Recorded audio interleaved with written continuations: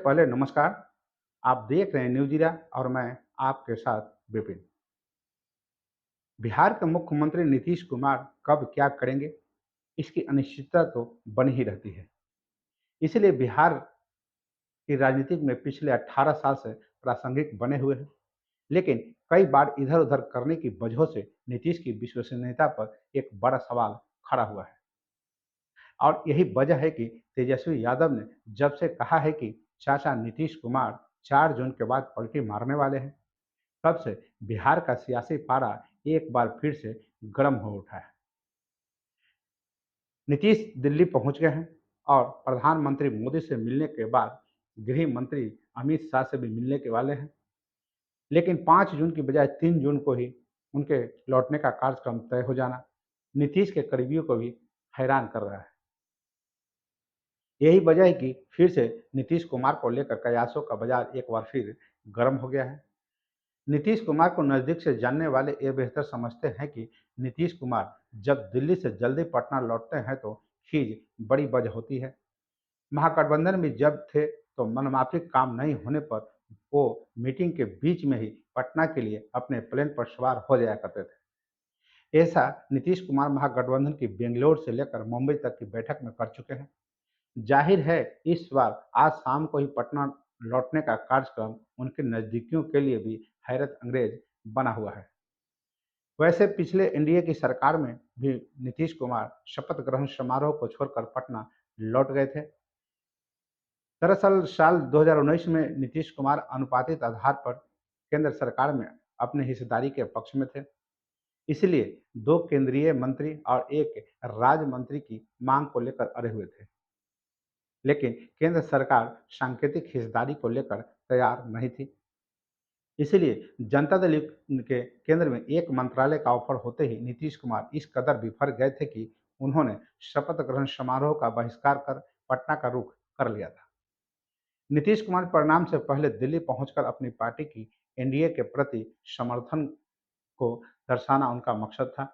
लेकिन केंद्र में हिस्सेदारी ज़्यादा मिले इसलिए भी परिणाम से पहले बीजेपी के बड़े नेताओं से मिलकर वो इशारा कर देना चाह रहे थे। जानकारी के मुताबिक नीतीश कुमार 4 जून को परिणाम देखकर प्रधानमंत्री मोदी, गृह मंत्री अमित शाह और बीजेपी के राष्ट्रीय अध्यक्ष जेपी नड्डा से मिलकर पटना लौटने वाले थे। लेकिन अचानक से 3 जून को शाम 6 बजे ही की फ्लाइट से ही पटना लौटने का योजना बना लेना सब कुछ ठीक नहीं होने की ओर इशारा कर रहा है। नीतीश के करीबी बताते हैं कि एनडीए से बाहर निकलने की बात में अभी ज़्यादा दम नहीं है, लेकिन तय समय से पहले पटना लौटने का मतलब है कि जिस मकसद से नीतीश कुमार दिल्ली आए थे, वो उनका पूरा नहीं हो पा रहा है। इसलिए खींच निकालते हुए नीतीश कुमार वापस लौट रहे हैं। नीतीश कुमार को करीब से जानने वाले मानते हैं कि नीतीश कुमार का स्वभाव पिनकने वाला रहा है, इसलिए वो दिल्ली से 2 दिन रहकर स्वास्थ्य लाभ लेना चाह रहे थे। एम्स से लेकर कुछ अन्य जगहों पर जाकर स्वास्थ्य को लेकर डॉक्टरों से संपर्क भी साधने की योजना थी। लेकिन नीतीश कुमार ने सब कुछ कैंसिल कर शाम 6 बजे पटना कूच करने का फैसला कर लिया है। नीतीश कुमार का अगला कदम क्या होगा, इसको लेकर कयासों का बाजार एक बार फिर गर्म हो गया है। लेकिन ये तय माना जा रहा है कि संजय झा के करीब होने की वजह से नीतीश कुमार फिलहाल एनडीए में बने रहेंगे। संजय झा को लेकर भी कहा जा रहा है कि सरकार बनने पर जनता दल कोटे से उनका मंत्री बनना तय है। लेकिन संजय झा के अलावा बीजेपी किसी और को जनता दल कोटे से सरकार में शामिल करेगी, इसको लेकर अटकलों का बाजार गर्म है। माना जा रहा है कि बीजेपी बिहार में नीतीश कुमार से मुख्यमंत्री के पद को छोड़ने के लिए भी दबाव बना सकती है।